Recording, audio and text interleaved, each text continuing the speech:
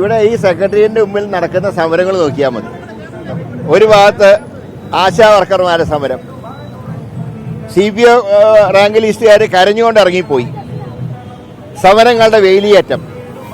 ഇവരൊക്കെ അവരുടെ ഓണറേറിയം ശമ്പളമൊക്കെ വർദ്ധിപ്പിക്കാൻ ആവശ്യപ്പെടുമ്പോൾ, തൊഴിലില്ലാത്തവർ തൊഴിലാവശ്യപ്പെടുമ്പോൾ അതിനൊക്കെ നെഗറ്റീവായി കാണുന്ന സർക്കാർ സാമ്പത്തിക ബാധ്യത എന്ന് സൂചിപ്പിച്ചുകൊണ്ടാണ് ഈ സമരങ്ങളെയൊക്കെ ഇല്ലാതാക്കുന്നത്. അങ്ങനെയുള്ള സർക്കാരാണ് കോടികൾ ചെലവഴിച്ച് മാമാങ്കം നടത്തുന്നത്.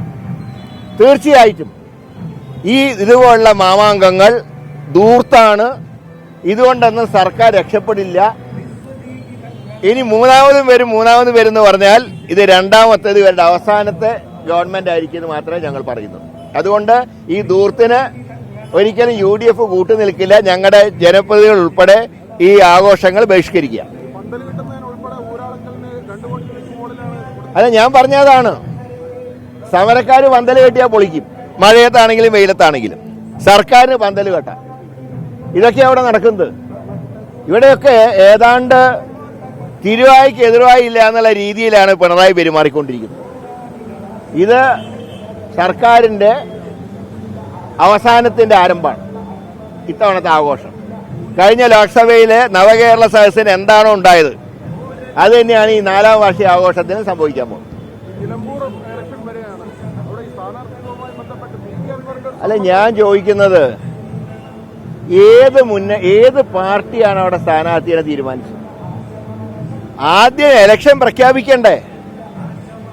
ഇപ്പൊ എങ്ങനെ നീണ്ടു നിയമസഭയ്ക്ക് 11 മാസമേ കാലാവധിയുള്ളൂ. ഇപ്പൊ ഇലക്ഷൻ നടക്കുമെന്നുള്ള കാര്യമാണ് സംശയം. അല്ലെങ്കിൽ പ്രഖ്യാപിക്കേണ്ട സമയം കഴിഞ്ഞല്ലോ. അല്ല, ഞങ്ങൾ മാത്രം സ്ഥാനാർത്ഥിയെ പ്രഖ്യാപിച്ച് വർക്ക് തുടങ്ങിയാൽ നാളെ ഇലക്ഷൻ നീട്ടിവെച്ചാലോ, അല്ലെങ്കിൽ ഇലക്ഷൻ വേണ്ടാന്ന് വെച്ചാലോ? ആദ്യം പ്രഖ്യാപനം വരട്ടെ. പ്രഖ്യാപനം വരുമ്പോൾ സ്ഥാനാർത്ഥി വരും. അതല്ലാതെ ചാടിക്കയറി സ്ഥാനാർത്ഥിയെ പ്രഖ്യാപിക്കേണ്ട ആവശ്യമൊന്നും ഇവിടെ ഇല്ല. ഇതെല്ലാം ഊഹാപോഹങ്ങളാണ് ഈ കേരളത്തിൽ നടക്കുന്നത്. പാർട്ടിക്കകത്ത് ഒരു പ്രശ്നവുമില്ല. ഇലക്ഷൻ ഡേറ്റ് പ്രഖ്യാപിച്ചാൽ ഞങ്ങളുടെ സ്ഥാനാർത്ഥിയും വരും. ഇന്നത്തെ വീക്ഷണ ദിനപത്രത്തിൽ ഒരു മുഖപ്രസംഗമുണ്ട്. അതായത് നേതാക്കളുടെ പൊതുചടങ്ങുകൾ തള്ളിക്കയറ്റവും ഇടിച്ചുകയറ്റവും ജനങ്ങളുടെ മുന്നിൽ പരിഹാസരാക്കുന്നു, തിരുത്തുന്നു. അതായത് കോഴിക്കോട് DCC ഓഫീസിന്റെ ഉദ്ഘാടനവുമായി ബന്ധപ്പെട്ട് നേതാക്കൾ തമ്മിൽ പരസ്പരം തള്ളിക്കയറുന്നതിന്റെ ദൃശ്യങ്ങൾ ട്രോളായിരുന്നു. അതിന്റെ അടിസ്ഥാനത്തിലാണ് ആ മുഖപത്രം. അതായത് വീക്ഷണത്തിന്റെ മുഖപ്രസംഗം പാർട്ടിയിൽ സംഭവിച്ചിട്ടുള്ള ചില പാളിച്ചകൾ ചൂണ്ടിക്കാണിച്ച, അതിന് പത്രപ്രവർത്തനത്തിൽ കുറെ സ്വാതന്ത്ര്യം കൊടുത്തിട്ടുള്ള പാർട്ടിയാണ് കോൺഗ്രസ് പാർട്ടി. അതുകൊണ്ട് ഞങ്ങളുടെ ഭാഗത്തുനിന്ന് എന്തെങ്കിലും തിരുത്തലുകൾ വേണമെങ്കിൽ അത് നിർദ്ദേശിക്കുന്നതിൽ തെറ്റില്ല.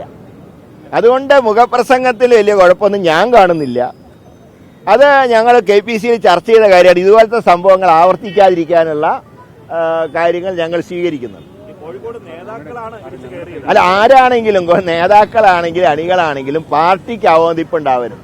അത് മാത്രമേ പറയുന്നുള്ളൂ. ശരി, ഓക്കെ.